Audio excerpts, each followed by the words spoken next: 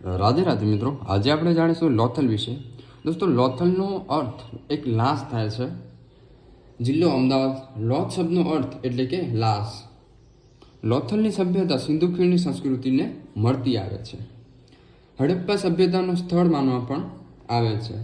લોથલ અમદાવાદથી દક્ષિણ પશ્ચિમના ભાગે અંદાજિત 80 કિલોમીટરના અંતરે આવેલું છે. લોથલનો સમયગાળો ઈસવીસન 2450થી 1900 સુધીનો માનવામાં આવે છે.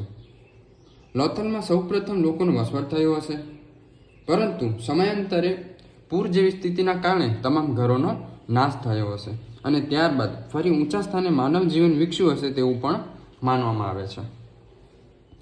લોથલમાં મળી આવેલ હાડપિંજર પરથી જાણી શકાય છે કે અગ્નિ સંસ્કાર અને દફનવિધિ બંને અહીંયા અંતિમ ક્રિયાઓનો પ્રચલિત હશે. દોસ્તો, અહીંયા શું કહે છે કે ત્યાંના હાડપિંજર મળી આવેલા છે, ત્યાં ઉપરથી તેમને અંદાજો